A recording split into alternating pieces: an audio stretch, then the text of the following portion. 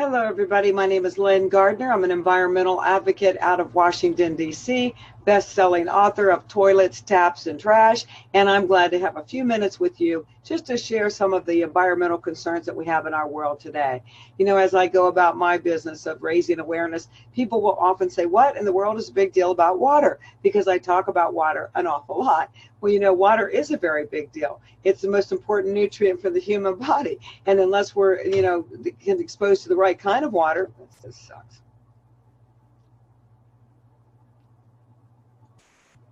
Hello, everybody. My name is Lynn Gardner. I'm an environmental advocate out of Washington, D.C., best-selling author of Toilets, Taps, and Trash. And my life today encompasses the world of Hello, everybody. My name is Lynn Gardner. I'm an environmental advocate out of Washington, D.C. I'm so happy that you're carving out a few minutes out of your really busy schedule just to, to gather up a little bit of information.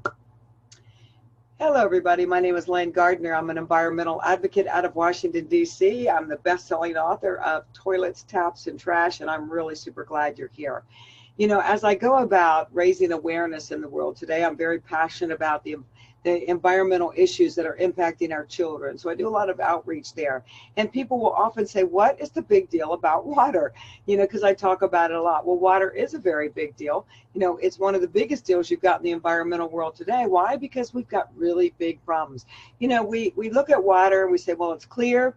It doesn't taste bad. It doesn't smell bad. So wherever I'm getting it from, it must be good because it doesn't smell bad or taste bad. But nothing can be farther from the truth. We've got huge problems with our water, and it's very confusing. You know, a lot of opinions contradict one another. And so you'll hear one thing about tap water, well water, bottled water, distilled water, filtered water, reverse osmosis water. It's very confusing.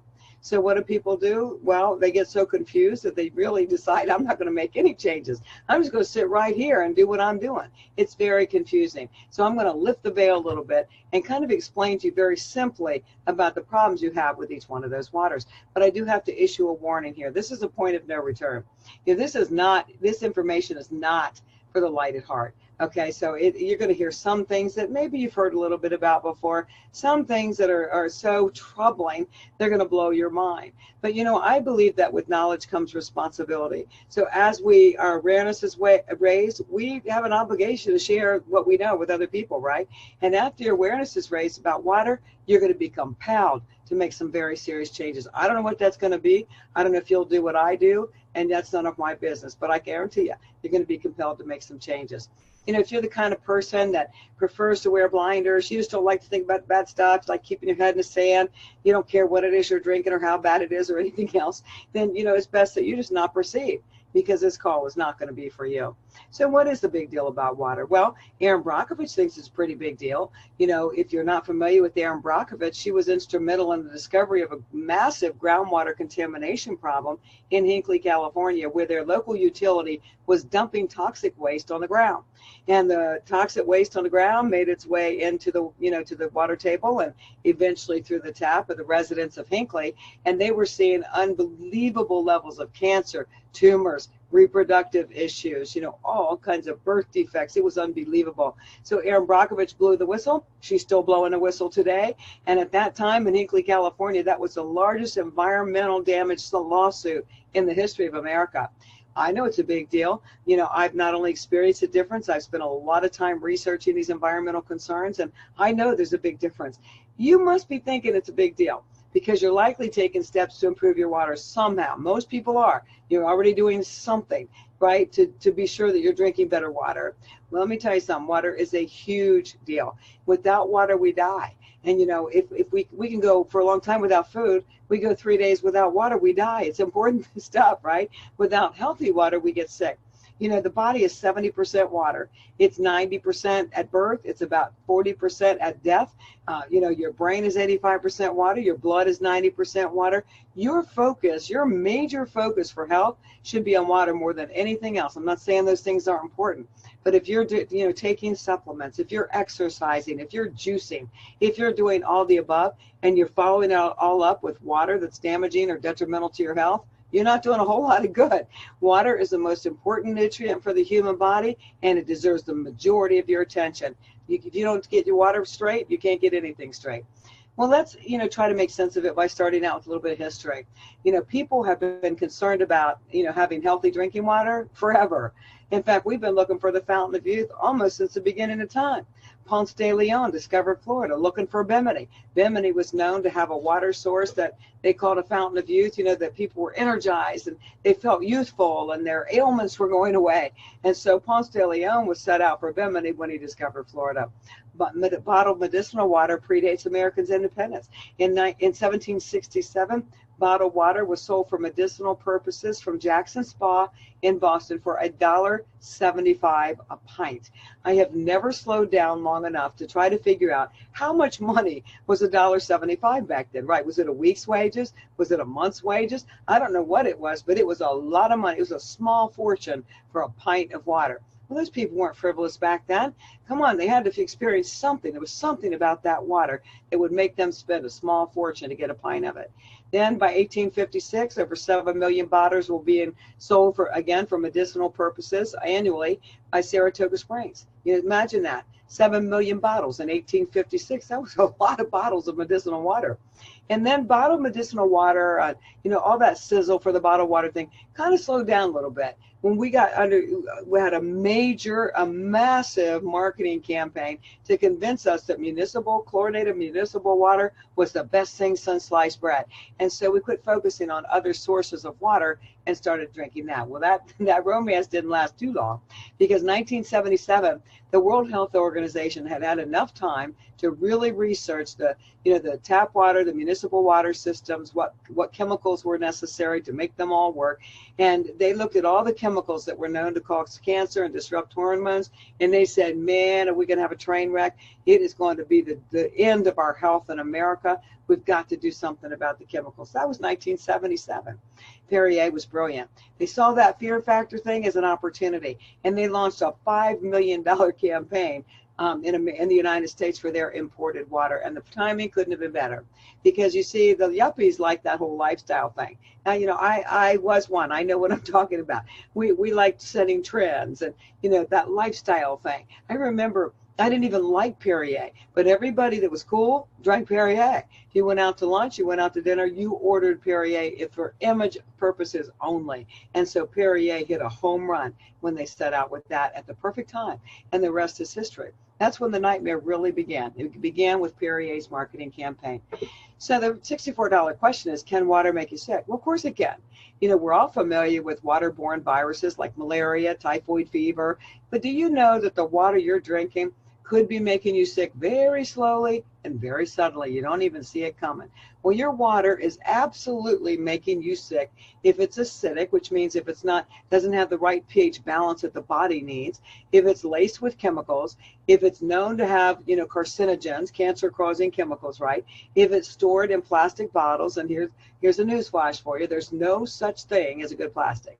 So, it doesn't matter what they call it, BPA, BSA, doesn't matter. There is no safe plastic. And if it's robbed of minerals. So if your water has any of those things, if it's acidic, has chemicals, has known carcinogens, it's in plastic, or it lacks minerals, you are absolutely being made sick. You just aren't putting the blame on the water that you're drinking. You must already believe there's a problem, a big one. Otherwise, why are most of you opting for bottled water? At the rate, frankly, of $10 a gallon. You whine about gas prices when they hit $3, and you just go on with it when water's about $10 a gallon.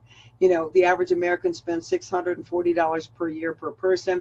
This is dated information. And you know what? They aren't even consuming enough water to be hydrated. So that is a small fortune. We have recently found that, there are up to 20,000 chemicals in a plastic water bottle, partly, due to the design of the bottle, the manufacture of the bottle, and partly from, the chemicals that come into the water from the bottle. 20,000 chemicals. How can you in your right mind open that bottle up and drink it? But we're also finding that there are plastic particles in our water bottles and other things in our environment, right? Where they say that the average American is ingesting enough plastic particles that would make up a credit card every single week. Let me tell you something. Until you knock the plastic out of your life and out those water bottles out of your world, you're going to get sick and you're going to be unhealthy. You can't help it, because you're filling your body up with a whole lot more than just water. So what do they know that we don't know? This is an excerpt from a study done by the leading medical facility in the world, National Institute of Health, NIH, right, in conjunction with the President's Cancer Panel. And the study is entitled Reducing Environmental Cancer Risk, What We Can Do Now. It's a fascinating read, by the way. It's a hard read, but it does make parallels of what chemicals are known to cause what kind of cancer and stuff like that. It's a very interesting thing, even if you just skim the surface. This study was put out in 2008. And when it was put out, it was absolutely free to every American, including free shipping. The government with free shipping, I mean, it's like, wow. In fact, you could have called in back then and said, I want 200 copies. It wouldn't have been a problem. They would have shipped you 200 copies without charging postage. That makes me very suspicious. It almost sounds like they wanted to be sure to get the word out without raising a flag that they got the word out. But nonetheless, on page 111, it's very telling about water. It says filtering home tap or well water can decrease exposure to numerous known or suspected carcinogens and endocrine disrupting chemicals. In other words, if you filter somehow, it's going to at least reduce your exposure to things that cause cancer and things that disrupt your hormones. It goes on to say, unless the home water source is known to be contaminated. In other words, unless you're going to die from that water, it has E. coli, it's stagnant, it has typhoid, it has malaria. That's the kind of contaminated they're talking about. Unless it's known to be contaminated, it is preferable to use filtered tap water instead of commercially bottled water. In other words, guys, I'm paraphrasing and I'm adding to, obviously, but basically they're saying the last thing you want to do is drink commercially bottled water. Take your tap water, work with it, do something with it. But unless it's known to kill you if you drink it, you're going to be better off drinking that than commercially bottled water. So they know something you and I don't know. And to me, that's a very big red flag. Even though, yes, I admit I'm reading a little bit between the lines, they can't go out into our world and say, stop drinking water out of a plastic bottle. They can't do it. I mean, the legal ramifications would be monstrous. You just can't do it. And so this is their way of saying, by the way, 11 years ago, stop doing it. And so just say no. This is something, I think the things that we criticize, there's often the things we have to, stick our foot in our mouth one day, and this is one of them for me. I used to make fun of this. I think, what is wrong with these people? I'm not throwing plastic bottles into the ocean. They need to just get on with it. But the problem is that, just because you aren't the one that throwing the bottles into the streets or into the ocean doesn't let you off the hook. See, the real problem is that most of the plastics, regardless of what you're doing, you're being responsible, you put them in your little blue recycling container, a little truck shows up, picks it up, guess what? They're not going to recycling. There's no market for recycling. So when there's no market for recycling, they get dumped in the landfill right along with everything else. We like to say they're biodegradable in 1,000 years. Give me a break. We haven't had them around 1,000 years. They may never go away. So you are contributing to the problem. Every single bottle you buy and every single bottle you toss, even if it's in a recycling container, so you have some responsibility there too. Then we get to municipal tap water. Oh, it looks good, no doubt about it. But is it good? Well, it's pretty crude. I don't mean to be crude, but really tap water is nothing. It's like the definition of recycling. It's recycled sewage. You use the facility, you flush the toilet, it gets filtered, the solids from the liquids and 300 chemicals get added to it, and it comes back through the tap. It's not coming back to your tap. It's not like you get to choose your water. You're drinking somebody's water, somebody's pharmaceuticals, somebody's illness, whatever it is, whatever went down the drain, it's eventually going to make its way back up. So I think it's very naive to think that there's any system in the world, that there's any wastewater treatment plant, any system at all that would take care of that whole problem. You and I both know that's not true. The World Health Organization did a study of a couple hundred newborns, the umbilical cords of newborns, and they found pharmaceuticals and all kinds of stuff, hundreds of contaminants in the umbilical cord of a newborn baby, pharmaceuticals that mama never took. I mean, it's coming from somewhere, and it's most likely the water. So, if you know that it takes 300 legally allowable chemicals to make human waste potable, which means that you can drink it, doesn't mean it's healthy. It just means you're not going to die if you drink it. It's got those things in it. It's not safe to drink. You know that. I mean, I'm glad we've got running water in America. It's the most amazing place in the world to live. But that doesn't mean that water's good for you. Not to shower in, not to cook with, and certainly not to drink, by choice. One of the biggest problems we have, is chlorine. It's like a love-hate relationship. I mean, we're grateful we've had chlorine, right? But at the same time, it's a killer. And so simply stated, chlorine is a pesticide. That's the definition of the EPA. It's not my definition. It's a pesticide whose sole purpose is to kill living organisms. Well, you know what? When you consume water containing chlorine, it kills some part of us too. It destroys part of our cells and our tissues inside of our bodies. Slowly but surely, we're wreaking havoc, right? EPA sums it up, claiming the chlorine problem is similar to that of air pollution, and adds that chlorine is the greatest crippler and killer of modern times. Now, how does it feel when you turn on your tap that it's filled with, chlorine, that it's in the showers and in the bathtubs and in the laundry, and it's everywhere you're cooking and cleaning and whatever else, that it is known to be a crippler and a killer of modern times? It's killing more than germs, folks. We're finding all kinds of studies that say that you're finding more chlorinated byproducts in breast tissue of women with breast cancer than those without. Lower right-hand corner says, we're quite convinced, based on this study, that there is an association between cancer and chlorinated water. And that's from the Medical College of Wisconsin research team. Fluorine is a love-hate thing. We're glad we have it, but it's killing us. And so we have to be mindful of how to get that out of our lives, right?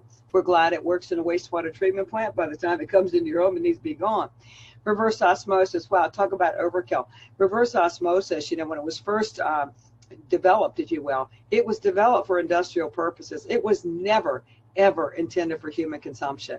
In fact, back then in the manufacturing plants, when they installed reverse osmosis systems, there were warnings throughout the entire plant for the employees not to drink the water. Why? Because it's like throwing the baby out with the bathwater. You have taken all the stuff out of it, including all the good stuff. In manufacturing, that's important because with 300 chemicals, my goodness, 300 chemicals could throw off the whole manufacturing process for whatever it was they were manufacturing. So they needed liquids with nothing in it. And so that's what they got for industrial purposes. And now that's what people are drinking.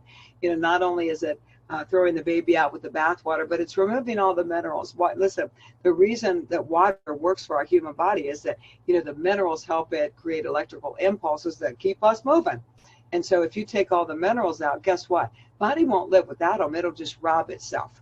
And so when you drink reverse osmosis water, you're doing serious damage to your body. And you know what? Most bottled water is reverse osmosis. So it's like throwing the baby out with bathwater. Pretty much the same is true, different process, but distilled water is essentially mineral free, and therefore it's also very aggressive. The loss of minerals by drinking distilled water raises your risk of osteoporosis, osteoarthritis, coronary artery disease, high blood pressure, and a long list of other things. Your body needs water, and lots of it, and it needs water the way it comes naturally with minerals. When you rape it out of the minerals, it's going to wreak havoc on itself. And then, does acidic water make a difference? Well, we hear alkaline. You're hearing it all over the place now. Alkaline water, you see bottles of hydrogen water, you see all kinds of stuff in the store. But does acidic water make a difference? Yeah, it does. Dr. Otto Warburg won a Nobel Prize in 1931 for his 1923 discovery when he was searching for the root cause of disease, and including cancer. And he found a couple of things. If you go to the very bottom of this, the picture here, it says all normal cells have the absolute requirement for oxygen, but cancer cells can live without oxygen. He talks about the importance of the acidity when he talks about H positive and HO negative. He's talking about, pH balance versus acidity. So the bottom line is the body needs to be more balanced with pH. And when it is, it's equipped to do a lot of battle. So he won the Nobel Prize for that in 1923. It's funny, the American Cancer Society research has been around since 1913, and we're no closer to a cure than we were when it first opened its doors. But we do know some of the things that we can do to prevent or to fight it, right? And that's to work within the body. Important properties of healthy water. People will say, what does that even mean? Water, is it healthy? Well, it certainly has to be, free of harmful chemicals. Why would you willingly ingest 300 chemicals, or in a plastic water bottle, 20,000 chemicals? Why would you do that? So it needs to be alkaline, not acidic. It needs to work with the body, in other words, and not against it. It must have a molecular structure small enough to absorb into the body. And what I mean by that is, God made the human cell with a little tiny opening in it called the aquaporin. And the aquaporin is intended to nourish that cell, hydrate, nourish the cell. Well, if the molecule clusters are too large to penetrate the aquaporin, guess what? You've never hydrated at the cellular level. So it needs to have smaller molecule clusters, if you will. It must provide minerals. You know, you don't take minerals out. You shouldn't have to add minerals in. When you use source water, you should have just the right balance of minerals. And it should have a natural antioxidant quality. And that's something we'll hear more about in just a minute. But considering the problems we're facing with our water today, frankly, I've looked into it, I've studied, I've turned it 6 ways from Sunday, and there's only one viable solution that I find that my family uses. There's only one viable solution, not only to our problem with health, to the problem with the environment, to the toxins, to everything that we just talked about. There's only one. So what do we do? Well, you know what? There are a few places in the world, I think there are 6, maybe 7, that truly have that water that's good for the human body. Everything about the water is perfect for the human body. In fact, many people call the sources of this water, you know, the fountain of youth. You know, they see tremendous physical transformation. There are places in the world still that have not been destroyed where water naturally comes forth in the exact, structure as the human body needs. We just don't have access to it. So you could travel far and wide. You could go for, the healing waters at Lourdes, France. If you want to go there, millions of people, go to Lourdes, France every year. Most of them are seeking a spiritual quest. I'm a spiritual woman, so I'm not criticizing that. But the bottom line is they tank that water from the healing waters of Lourdes while they're there, and they see a tremendous difference, at least during their visit, right? You could go to the glacier waters from the Honza Valley in northern Pakistan, where a remarkable tribe of people live. Scientists have studied these people for decades. They're just amazing. It's not uncommon to live into their hundreds, and I'm not talking about parked in a corner somewhere in a nursing home. They're active, working people. They don't get heart disease, they don't get diabetes, they don't get cavities or need glasses. I mean, it's remarkable, and that's why scientists have really studied them. Of course, a lot of them would attribute an exotic diet, to their quality of life and health. But the bottom line is a lot of tribes have exotic diets, but they don't have the same outcome. So of all the theories that are out there from all the scientists that have studied it, they all do agree on one thing, that their water source is water with life. So they look at the water, it's a perfect structure. It's, molecular structures there. That's got a little bit of electrical charge. The pH is right, and the people are thriving. So all the scientists agree on that much, right? And then, of course, you have the healing waters of Locote, Mexico. That's another one. Magic Johnson made that one famous. Magic Johnson was diagnosed with AIDS when we were still, like putting hazmat suits on because we were scared to death. The whole, panic over AIDS. Well, sadly, at that time, most people did die of AIDS. But Magic Johnson's never been stronger or better, right? He did a lot of things that reportedly changed his diet, all kinds of things. He was determined to fight AIDS. But one of the things that he did is he flew routinely to Locote, Mexico to tank down that water as much as he could. And then he got it shipped to his house, and then he eventually, drinks the kind of water that I drink. And so, he put Locote, Mexico on the map. There are also Nordo, Germany. There's India. I can't remember a couple of the other names of them, but there are only 6, maybe 7 places in the world that have water, the kind of water our bodies are begging for. We don't have access to it, right? So what do? Well, you can travel far and wide to those places, or you can follow the lead of some of the people on this list. I'm on this list. Certainly, this is not a groupie list. It's not, for you to go asking for autographs, but it is to tell you that there must be some people on this list that you admire, respect from afar, entertainers, politicians, athletes. There must be, this is a lot bigger than this, by the way, but, you can follow our lead and do what we do. We decided to take matters into our own hands, and not only do we not contribute to the toxic environment, we take care of our bodies. It's not just an athlete that needs to worry, or an actor or actress that needs to worry about being healthy or youthful, for their job. We do too. Try getting sick and see if you can go to work. You can't do it. So we all need to be mindful of all that, including me. So what do? Well, if you can't travel to a fountain of youth, then you bring the fountain of youth to you. It's pretty simple. So the picture on the left-hand side there is the healing waters at Lourdes, France. Are lined up there with any kind of container they can get. And this on the right is the water system that the people on that list, a whole lot more. My family, this is what we do. We bring the fountain of youth to us. We have a device that sits on the counter in our kitchen, and it takes care of business for our water. We no longer have to worry about some of the things that I shared with you tonight. So we all drink, it's called, what it's labeled as Kangen water. And what Kangen means is it's return to origin. So in other words, we live in a time in history where science can look at something and reverse engineer it to make it happen. So the bottom line is we use electricity and technology to make our water a mirror image of what you would find in just those few places in the world. And that's true. It's been in Japanese hospital for decades, 45 years, used therapeutically in hospitals. It's been prescribed by Japanese physicians for years. We're able to turn our tap water into healthy water. That's the bottom line, much more than a simple filter. In fact, the filter isn't enough. It does filter, of course, but it restructures water to return it back to the way it was before we destroyed it. And so we've experienced a difference, all the people on that list, and a whole lot more. We simply don't do plastic. We refuse to drink a bottle with 20,000 chemicals in it. We refuse to drink recycled sewage. We take care of business for ourselves to be sure that we have the healthiest water. It's the only viable solution for anybody. So how is it different? Well, there's really no comparison. It's hard to say, but it is the healthiest water available. That's why I keep saying it's the only viable solution.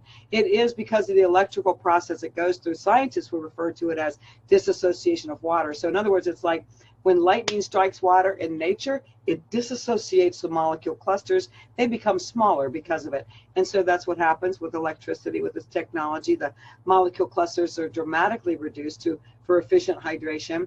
And through the ionization process, we can create a powerful natural antioxidant. In fact, one hundreds and hundreds of times stronger than green tea or cod liver oil. And, plus through the ionization, we alter the pH of water so that we can actually replace household products. That might sound crazy to you. You wonder what's wrong with this woman, right? But the bottom line is that, when you have a cleaning product or a disinfectant, the only thing that really makes those products work is the pH of the product. Everything else is about what does it smell like? What's the texture of it? Does it suds up? They're trying to market to women. We like all that fluff, right? But the bottom line is it's only the pH of whatever it is that makes it work at all. So if you can push a button and have the right pH, you don't need those cleaning products. And we're able to save thousands and thousands and thousands of dollars while we save our health and we save the planet. It's like a home run, right?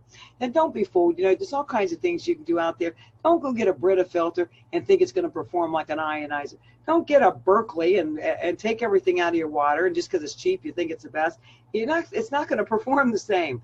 You got to invest in your health. You got to think that you're important enough to do the very best for yourself.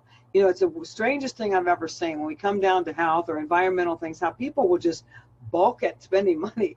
But, if you got diagnosed with a brain tumor, you wouldn't go online and search for a discount brain surgeon. It's too late then, right? You start investing in yourself and see what happens. You can't be fooled into thinking one thing is as good as the other. But, really, there is only one for all of us, okay? There's only one that's earned the gold seal by the Water Quality Association year after year, decade after decade. There's only one that's classified as a medical device. Yes, that's only in Japan for now that it is classified as that. There's only one with over 40-year proven history. There's only one that's in hospitals in Japan and prescribed by Japanese physicians. There's only one capable of producing the results, the antioxidant and more that this ionizer does, and there's only one that's consistent. So there's only one that is that can last a lifetime, decades of your lifetime, and is life-changing. You can't afford to cut corners when it comes to your health. Again, I've done a lot of research. I've looked all over the place. I've looked at what are the options, what can we do? That's what I do for a living, and it really comes down to only one viable solution. How much is it? You know what? I don't know. It ranges. It's not a one size fits all. Depends on what your use is, what your home water source is like, how big your family is, and all those other things. So, we can talk about that. You can get there. But the bottom line is, if it takes care of you spending $10 a gallon for the rest of your life drinking something that's actually hurting you and not helping you, is there really a price that's not acceptable to you? I doubt that very seriously. So what now? Well, you make a decision, You got to do something. I warned you that, what you're going to hear is going to be very compelling. Certainly you can't keep doing those things that you were doing, no understanding the problem with what you were doing and not change something. So take action and changes immediately and pay it forward. What you've learned tonight, or you should be able to share with other people and raise their awareness to do your part. Changing your water is the single most important thing that you can do for your health. It is the main focus of my work today as I talk about environmental issues impacting our children. Number one is water. And, you know, it's the main thing that we can do. For more information, you know, you could go order my book, Toilets, Taps, and Trash. It did make it to #1 on Amazon. You can order your copy today on Kindle. So if you like to read digitally, it's there, or on paper book. The best way to get there is to go to Amazon and search for Lynn Gardner and the name of the book, Toilets, Taps, and Trash, and get yours today. It'll just reinforce what you've heard on this call. Guys, we have a problem. It's a big problem. It's not going away.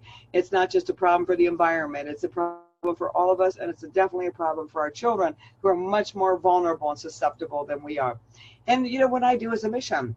We've got huge environmental challenges, and water is the very top of the list. We've got the only viable solution for water. Listen, I'm not just trying to sell you something. When you go through the process of elimination, you see that there's really not a whole lot of option what we can do.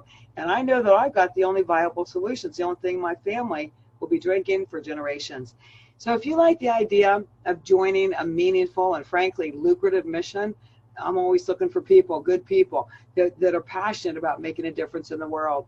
And people of all ages, people with no experience. If you're passionate about what's going on and you'd like to do your part to make a difference, anything from cutting off plastic bottles and refusing to participate to sharing a message like I did with you today, we're always looking for that. So if you're interested in that, you let us know. I thank you for joining. I promised you it'll be just a few minutes.